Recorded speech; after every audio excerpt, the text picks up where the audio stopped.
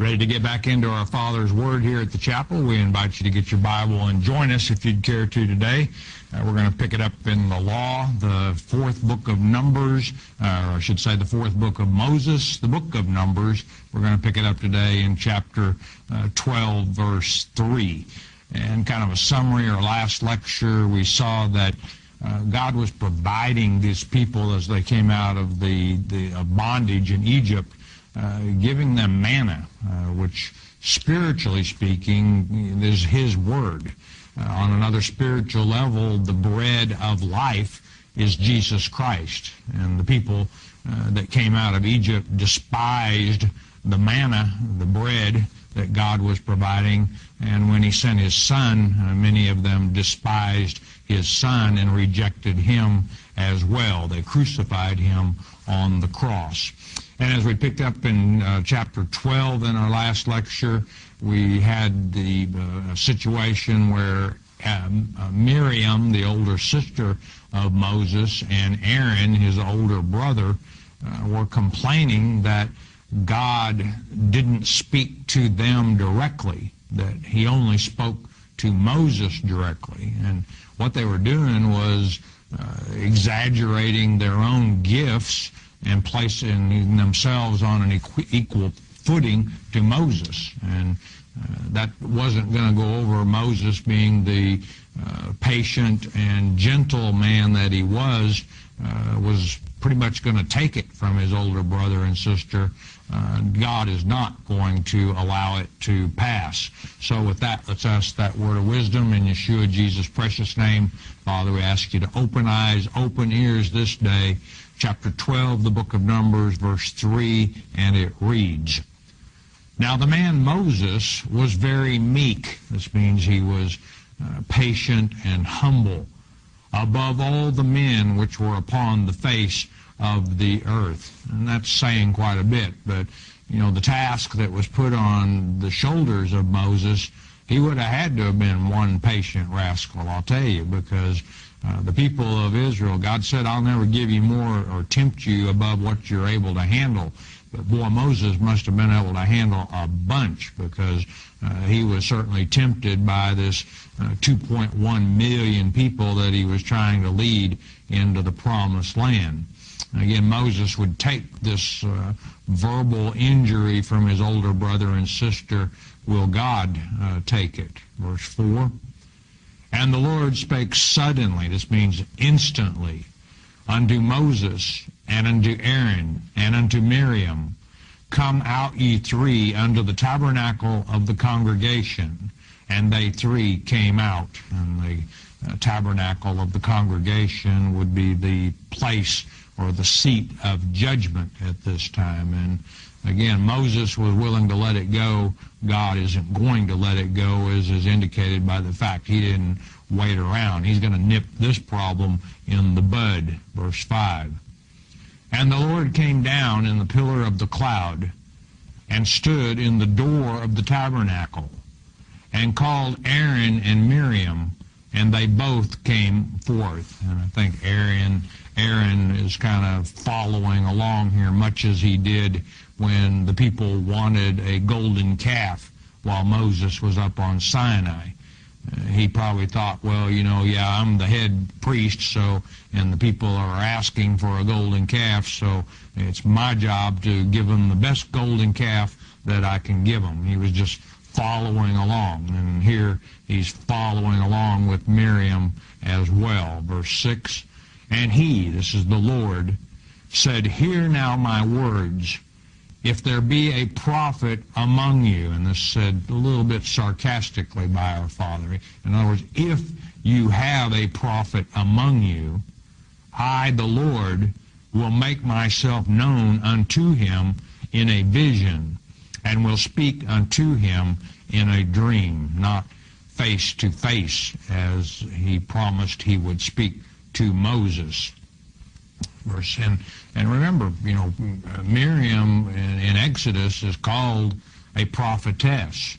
And certainly Aaron, being selected by God to be the high priest and having that pouch with the Urim and Thummim, was known to give God's judgment in response to things as well. So but God's letting them know, you're complaining that I only speak to the face of Moses, and that's the way it is. Verse 7, my servant Moses is not so, whom is faithful or approved in all mine house. My stamp of approval is upon Moses.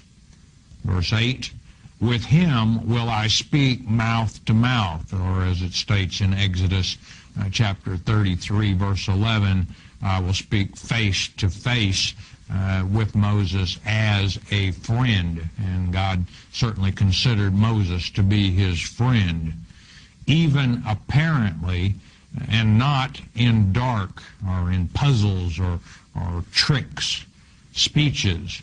And the similitude, or the image of the Lord, shall he behold. Wherefore then were ye not afraid to speak against my servant Moses? And Moses placed above all other prophets here by the way this is stated. And certainly God often communicated and communicates, I think, to this day, even with people through visions and dreams, possibly through parables, if you will. That's what this dark speech is. God to Moses, he didn't present what he wanted to Moses in parables or figures of speech for Moses to try and figure out. He spoke face to face and straight up with Moses. Moses was that special to our Heavenly Father. And God saying to Miriam and Aaron, how could you be so bold as to speak against my servant, my friend, as the word is utilized in Exodus 33:11, my friend Moses, verse 9. And the anger of the Lord was kindled against them, and he departed, judgment made, and the punishment and the sentence already made by the Lord. Miriam and Aaron don't know what the punishment is at this point, but punishment is forthcoming. And the cloud departed from off the tabernacle, and behold, Miriam became leprous, white as snow. And Aaron looked upon Miriam, and behold, she was leprous. And Miriam learned that if you exalt yourself, God could abase you, and certainly she has been abased here. If you put yourself low, you humble yourself, as Christ would teach in Matthew chapter 23, verse 12, that you will be exalted. And Aaron and Miriam have been set straight. Verse 11, and Aaron said unto Moses, alas, my Lord, or Sir, I beseech thee, lay not the sin upon us wherein we have done foolishly, and wherein we have sinned. And of course their sin was becoming puffed up in themselves. They got off on an ego trip about how important they were. They forgot to give God the credit for the gifts he had given them and glorifying him, but instead they turned to self-glorification, claiming their gifts to be their own, and even going so far as to say that they weren't being recognized enough for their gifts, trying to compare themselves with Moses. This lay not the sin upon us. It wasn't up to Moses to lay the sin upon them. God had already laid the sin upon them. This probably better translated would be, let us not bear the punishment of our sins.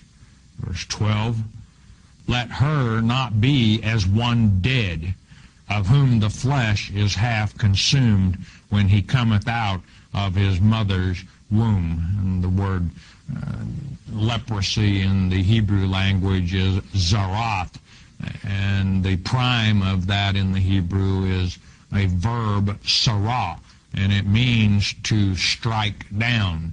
And one who had contacted leprosy was certainly seen as one who had been struck down by God.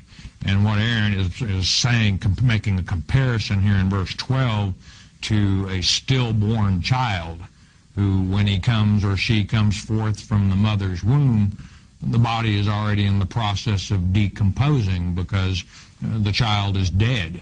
And a leper was seen the same way, the human body decomposing as the person was already seen by others as being dead.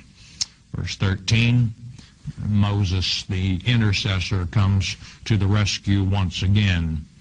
And Moses cried unto the Lord, saying, Heal her now, O God, I beseech thee. Well, God is going to heal her, but it's not going to be now. There's going to be a matter of 7 days that she will suffer and endure the punishment for her haughty expression about her own gifts. Verse 14, And the Lord said unto Moses, If her father had but spit in her face, should she not be ashamed 7 days? Let her be shut out from the camp 7 days, and after that let her be received again. And the father spitting in a child's face was an insult, but certainly not an insult as having one being struck with leprosy. And this is really a fitting punishment for Miriam, if you think about it, because here she was placing herself on an equal level with Moses, which is far above the congregation, the nation of Israel, the normal people. But here, as a result, her punishment is she's not even going to be a member of that congregation for 7 days. She's going to be expelled from the camp. And, of course, there would be a matter of the law concerning the purification process for one who had leprosy and was cured was already given in Leviticus chapters 13 and 14. And that's a 7-day procedure, so probably immediately she began that process of purification. But 7 days she is cut off from the people as unclean. Verse 15, And Miriam was shut out from the camp 7 days, and the people journeyed not till Miriam was brought in again.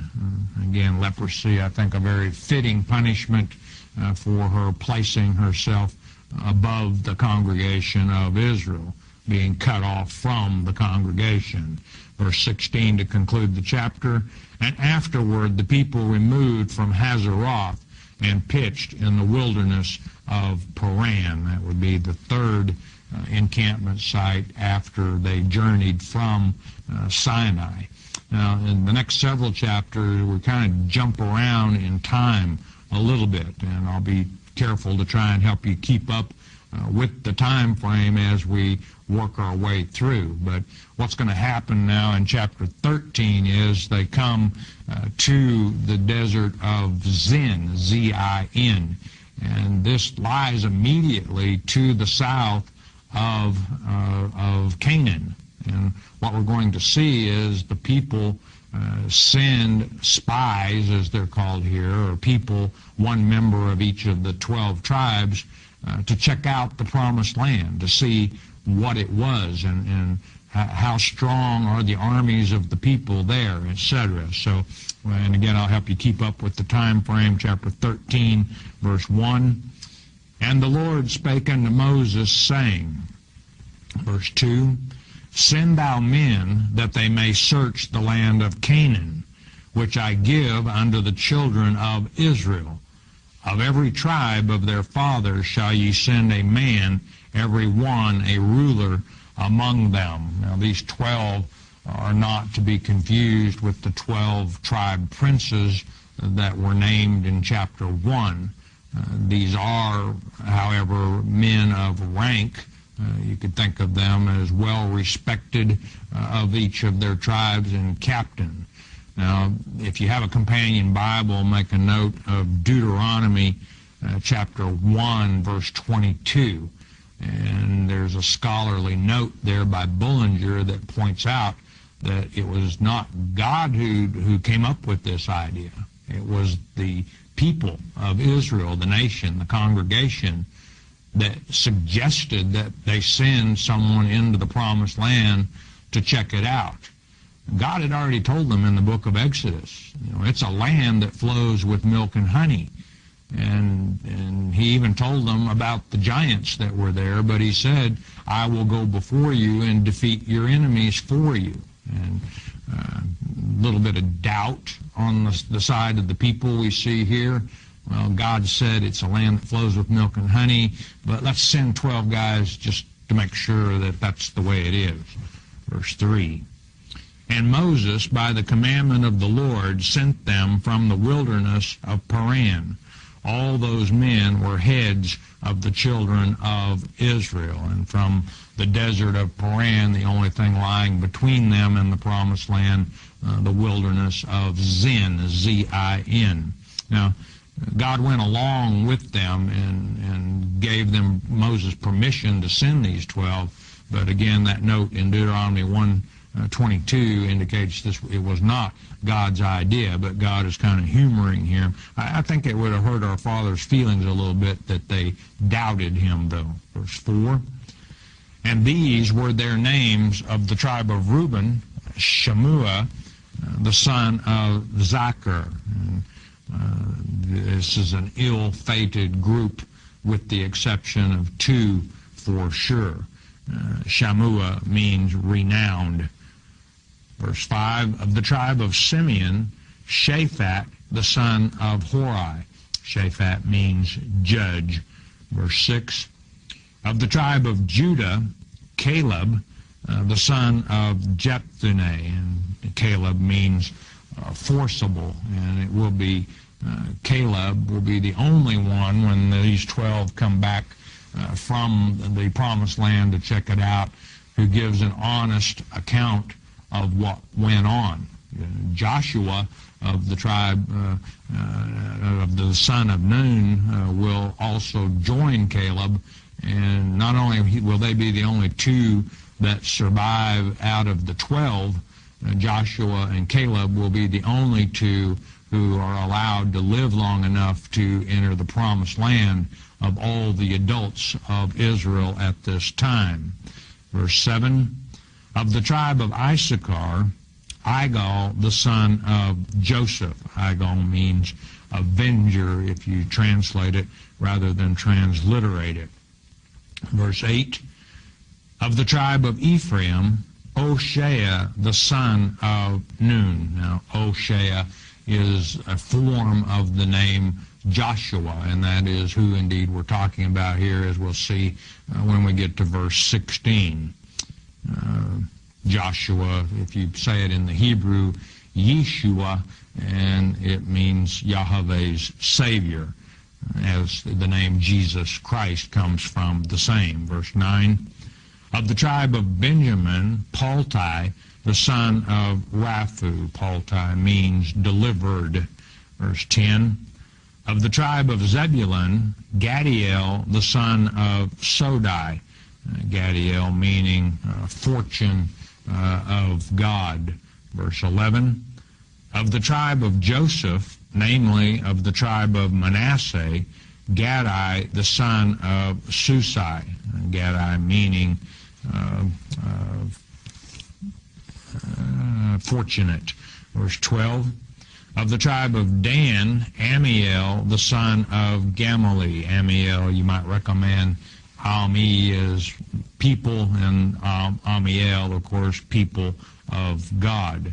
Verse 13, of the tribe of Asher, Sether, the son of Michael. Sether, if you translate it, means hidden. Verse 14, of the tribe of Naphtali, Nabi, or Nabai, the son of Vophsi, and Nabai meaning occult. And the last of the tribes, not the least, verse 15, of the tribe of Gad, Guiel, the son of Machi, and Guiel meaning majesty of God. So here we have 12 that the people of Israel have picked out, or Moses picked them out as well-trusted, well-thought of representatives of each tribe to go into the promised land to check it out.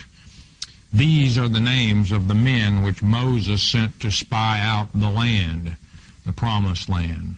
And Moses called Hoshea, the son of Nun, Joshua, and of course, again in the Hebrew, Yeshua. And Joshua was, as we learned in an earlier chapter, a young man who was a servant to the Lord, to Moses, and the Lord I'll include as well, because Joshua, whose heart and his spirit would be likened to that of Caleb, which being close to that of the Lord himself, would be the one who would eventually take Moses' place as leader of the nation and as a type of Jesus Christ himself would deliver the nation of Israel into the promised land. Verse 17, and Moses sent them to spy out the land of Canaan, and said unto them, Get ye up this way southward, and go up unto the mountain. And this loses it a little bit in the translation. What he instructed them was to go south first, approximately 9 miles, so that they could take better a route to get there, and then turn eastward into the land of Canaan. And they would go into the mountainous area, which today is considered in Palestine. Verse 18, and see the land, what it is. What's the character of the land? Is it flat? Is it mountainous? Is the going rugged? And the people that dwelleth therein, whether they be strong or weak, few or many. In other words, size up the enemy. And that's a good thing to do as far as military strategy goes. As Christ would say in Luke chapter 14, verse 31, what king goes to war without first knowing whether he has sufficient men to win the war? And if you don't have sufficient men to fight and win the war, you better send ambassadors to negotiate a peace agreement. Verse 19. And what the land is that they dwell in, whether it be good or bad, and what cities they be that they dwell in, whether in tents or in strongholds. Are they nomadic peoples who dwell in tents and move from place to place with their herds and their flocks, or do they live in walled, protected cities? Also good to know. But again, God promised them it's a land that flows with milk and honey, and yes, there are giants there, but I'll go before you and defeat your enemies for you. A little distrust on the part of the people of Israel. 20. And what the land is, whether it be fat or lean. Is it a fertile land that will, sustain crops? Whether there be wood therein or not. We're going to need trees for building not only homes, but other structures, barns, sheep cots, etc. Are there trees there that we can use to build with? And be ye of good courage.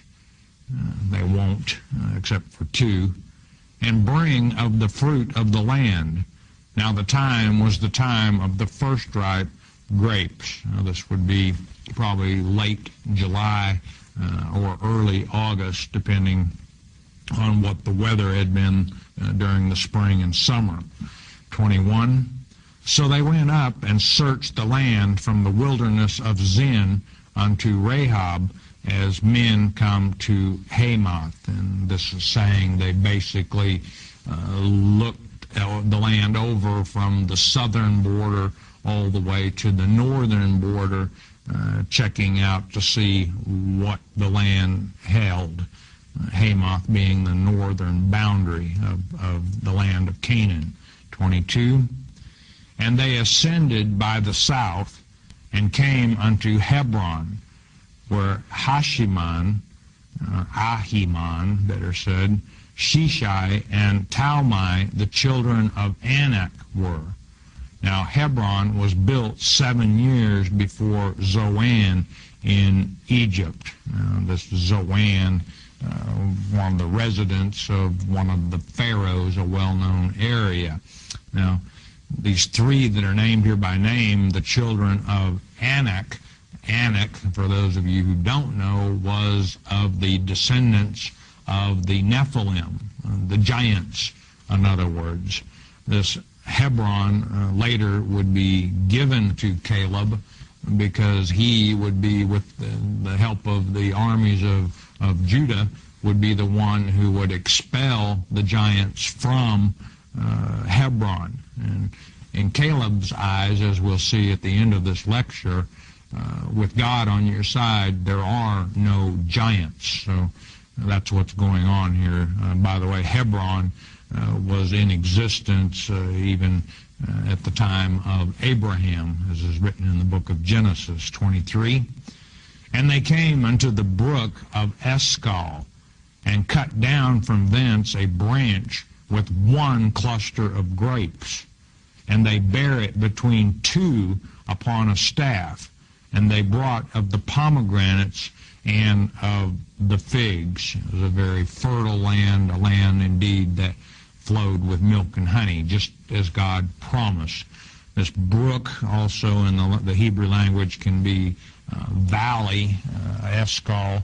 If a brook is present and has water running through it, eventually with erosion it will cause a valley eventually. So that's I think the reason that the two words mean the same thing. But imagine that, one cluster of grapes so large and heavy that two men, they ran a stake or a pole through it, and then it took two men to bear it on their shoulders. So indeed a land that flowed with milk and honey.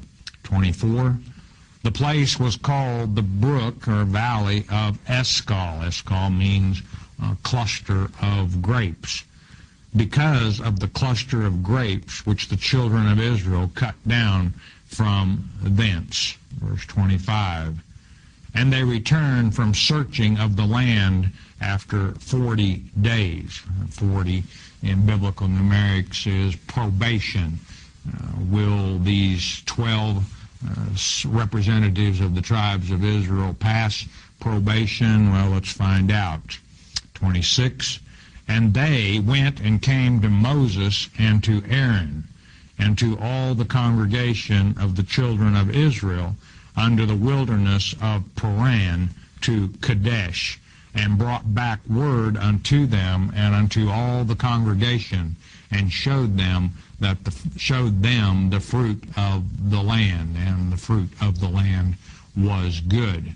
And we're kind of jumping around in time here. And in our last lecture we talked about we were just 3 days from the time that they left Sinai. Now we've jumped forward in time quite a bit, because Kadesh, also known as Kadesh Barnea in Deuteronomy chapter 1 verse 19, which means sanctuary, by the way, is a place in the desert approximately 170 miles from Sinai. So impossible for this large group of people to move that distance in that period of time. And in fact, when we get to the 33rd chapter of Numbers, we'll have the various places of encampment listed for us, and Kadesh is certainly not the fourth stop or place of encampment. So I wanted to explain that as we work our way through. Verse 27, and they, this is the 12 spies, told him, Moses, and said, we came unto the land whither thou sentest us, and surely it floweth with milk and honey, and this is the fruit of it. Sure enough, just like God said in Exodus chapter 3, verse 8. 28, nevertheless, but, and this is a big but, the people be strong that dwell in the land, and the cities are walled or fortified, and very great. This very great means not only big in size, but also in wickedness, if you will, superhuman, if you will. And moreover, we saw the children of Anak there. And here we see the result of the second influx of the Nephilim. The purpose of the flood of Noah, and it was successful, was to wipe out the seed line of the Nephilim, the giants. But there was a second influx even as early as Genesis chapter 12, as it's written there. And these giants in the land are a result of that. But God not only told them in Exodus chapter 3, verse 8, that it was a land that flowed with milk and honey, he told them also about the giants in the land and that he would take care of them. 29.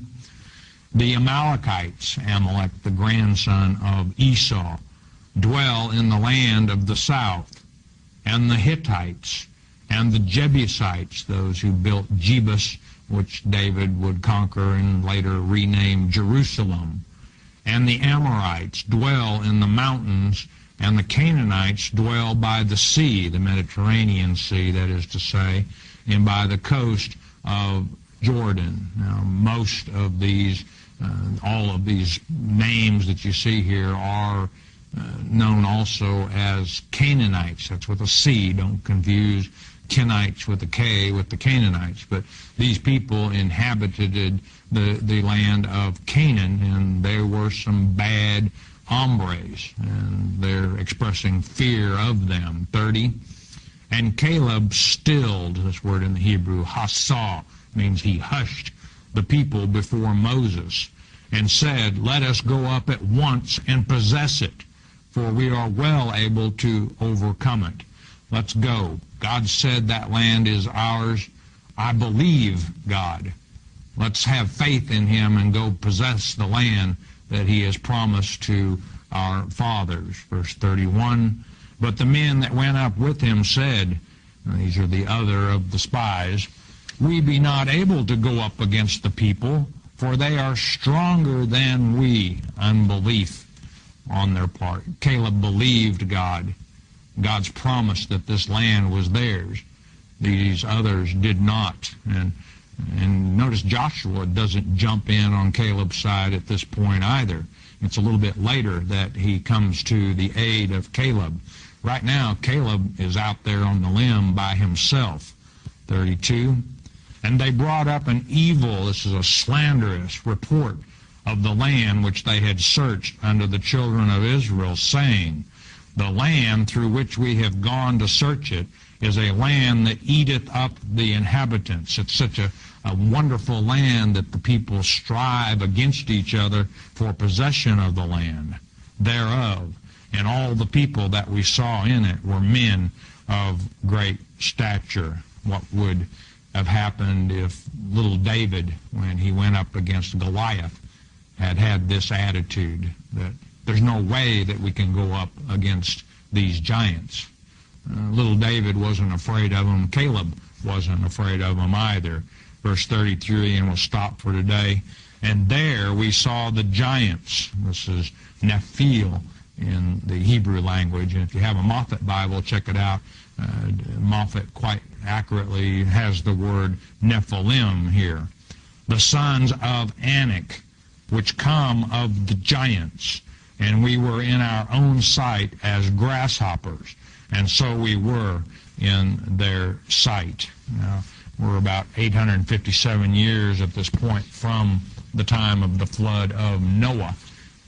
But these giants are the result, as I said, of the second influx. But here we got 11 of the 12 representatives of the tribes that went into the promised land, and little Caleb all by himself saying, let's go, God promised us that land. And the other 11 are saying, no, there's no way that we can go up against the giants. Well, God's going to be pretty disappointed in the lack of trust in him on the part of his people. And as I mentioned earlier, Joshua will eventually come around and join Caleb.